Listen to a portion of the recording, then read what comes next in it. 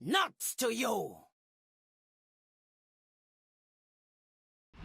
Hi there everybody. So, this is my tier list. I worked quite some days on it. I know I promised it a couple of days ago, and even on the last patch, I don't think my tier list was that exact.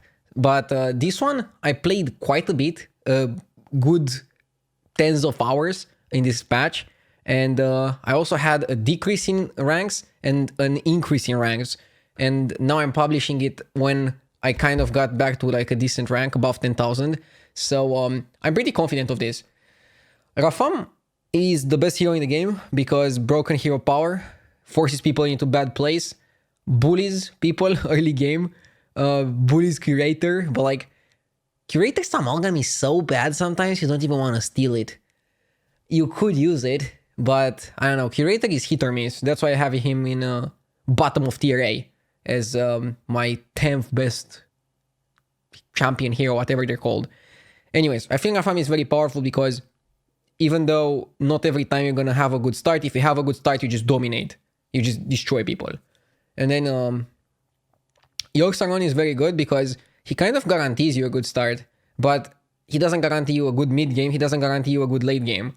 For example, Rafam has a much better mid-late, mostly mid, because he can steal very good minions like Spawn of Nuzolf and Bomb that everybody plays, and go for triples. He can steal eggs that everybody tries to play right now and go for triples.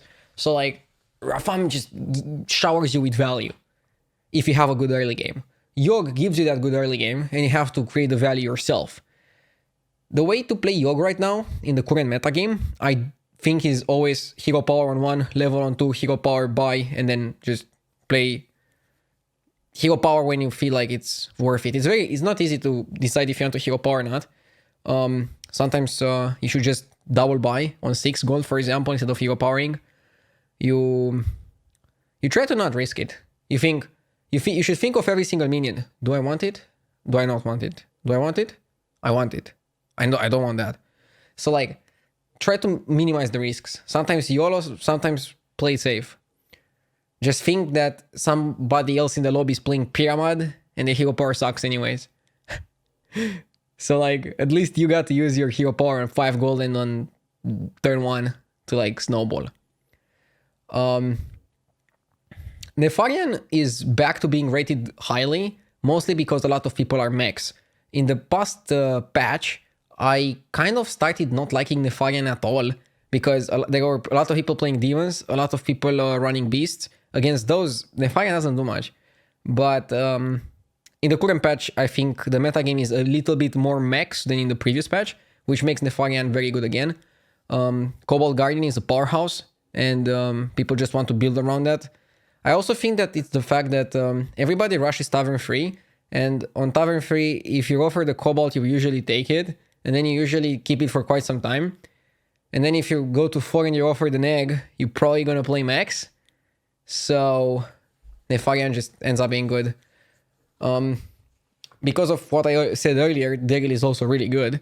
I still would pick the other 3 heroes over Daryl every single time, but there are some Daryl enthusiasts out there that just really like the boy. The way I play Daryl, rush a Tavern 3. By rush, I mean on 7 gold, you should go Tavern 3. Then, if I'm offered Divine Shields, I dance on them. And once I stop being offered Divine Shields, and especially if I didn't manage to get the Cobalt yet, I'll go Tavern 4, because at 4 you can find Hydra, Rover, Egg, Annoy Module, and there's plenty of other targets that you would like to dance on. And the size of the board is still manageable, so I think you should not be afraid of leveling to 4 as Daryl. And then 5, 6, almost never, unless you have like final comp and you just want to like replace, let's say, your last minion with a 6-star and maybe deal more damage to your opponents. But in general, you want to either stay on 3 or on 4, depending on how the game progresses. And that's the hardest part about Daryl, figuring out exactly what you should do when you should do it. Edwin Van Cleef is something that a lot of people like, and I started liking as well, but I don't consider him on the power level of the first 4 heroes. I like him more than Sindragosa because of the sheer consistency that he delivers, but he's not the nuts. He's just good. He's very good with Cobalt, and he's very good with Hydra, which are 2 minions that kind of most people go for. But You also can stay a little bit more on Tavern 3 as Edwin. You can also stay one more turn on Tavern 2. Most people on this metagame go to 3 on 7 gold. You can just double buy hero power on 7 gold to give yourself a decent turn. It's just up to you how you want to play it. Sindragosa, I rate tier A and not tier S, just because sometimes you don't get offered tokens. If you get offered the token, Sindragosa is tier S for sure, because token allows you to double buy on turn 5 without selling your initial minion, and then that just leads to like a really good game. I rate AK Zamzarak so highly just because it's a metagame where splitting image is really good. It's a metagame where you can always choose an ice block for an extra position. Maybe it's just me understanding how to play AK Zamzarak after playing him so many times, but he feels a bit better on this patch than previously. Or maybe the other heroes feel worse. AFK, still okay. He can give you Cobalt, it's fine. You can freeze Rough Weavers and play Demons, but I didn't have the best of success playing Demons on AFK. I think I got like one really good game and the rest were pretty bad. And Demons in general are a very weird strategy. Like, I don't think it's easy to say when to go Demons. It's actually very complicated to figure out exactly the one moment when you should just go in. And it has to be in the beginning of the game. As AFK, you take some damage, so you're a bit slower, but if you can freeze 2 Rough Weavers, you definitely do it. And then like you get Floating Watcher and like something else, and then you sell the something else to like buy the double Rough Weaver, play them and Floating Watcher, and you just win the game. But Demons have to snowball. When you're going Demons, you have to go with the mindset of just making a board good enough to win every single fight. It's hard, but they're pretty good. I like the Demons. I like the minions in general in Battlegrounds. They're like very balanced, I think. You get rewarded depending on how hard it is to build. I think I said that already, but like mechs are easy, but you don't get super insane power level. Beasts are a bit harder to build, but you also don't get insane power level. Demons are hard to build, you get insane power level. Morlocks are very hard to build, but you get the best power level you can get in Battlegrounds. So I like this.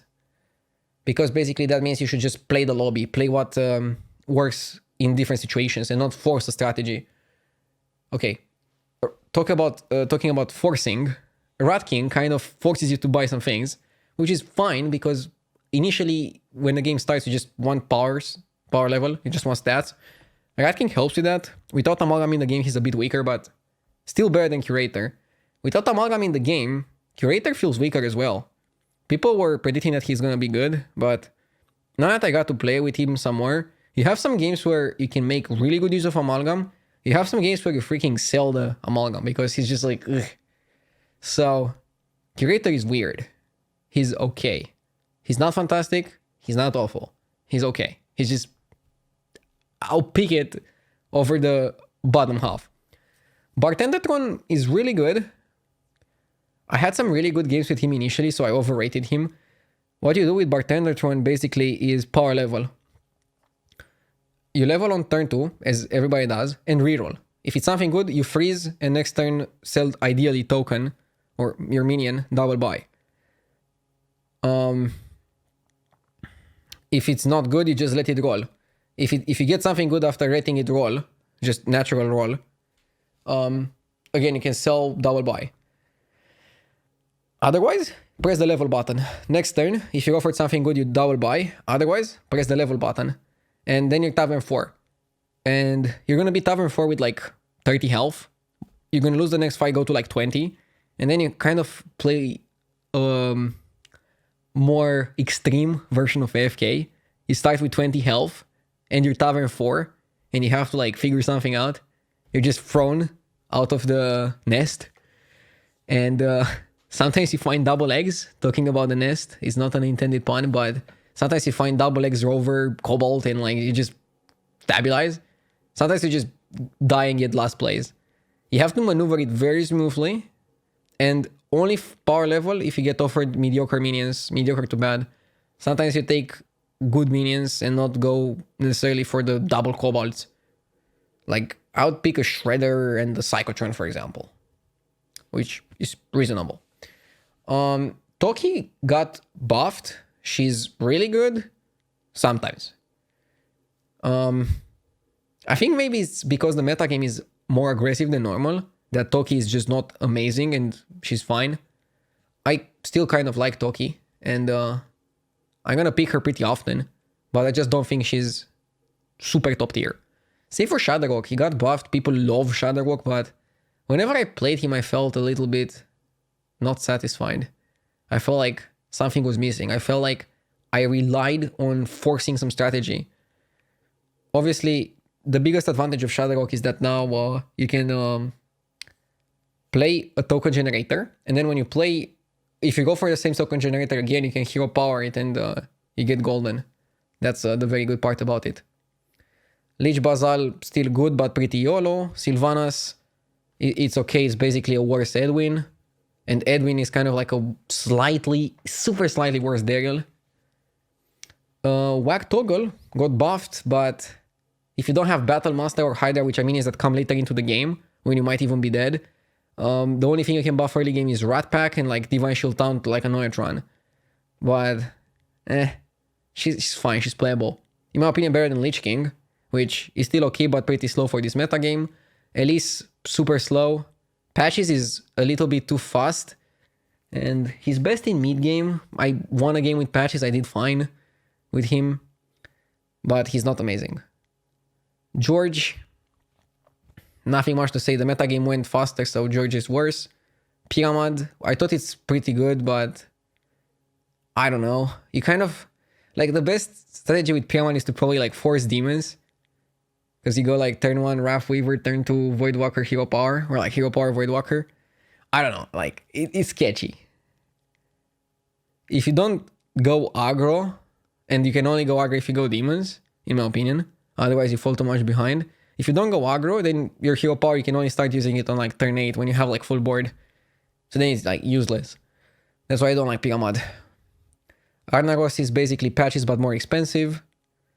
Patchwork, only better than the last 3 heroes. Not even sure if he's that much better than Maleficent. Maleficent is the best of the worst because mechs are pretty good and you can just force mechs, but like everybody wants to play mechs, or a lot of people end up playing mechs every single lobby. So you might just not get the Cobalt and then she's useless. She's gonna give 1 attack to the eggs, which is like, oh, great, but not amazing.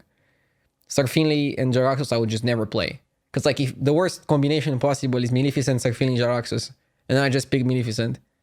So like I never played and I don't ever plan on playing any of the bottom 3 heroes, but you never know. And yeah, Patrick is not that good, but still 10 health is better than Jaraxxus. And since demons are good, Jaraxxus is even worse because more people are going for demons. So you cannot even force demons with Jaraxxus. And you don't even have amalgams to do some cheesy plays. So Jaraxxus is total garbage. They could make his hero power 1 mana or 1 gold and he would still probably be bad. Anyways, thank you for watching, guys. I hope you enjoyed the tier list. You can find me every single day streaming on Twitch TV, RDU Live, until I'm going to leave for a tournament at the end of this month in Texas. And expect a lot of Battlegrounds content from me. You can also expect more Battlegrounds exclusive YouTube content. So make sure to subscribe to this channel and like the video if you want to see more. Thank you for watching, and I wish you all the best. See ya.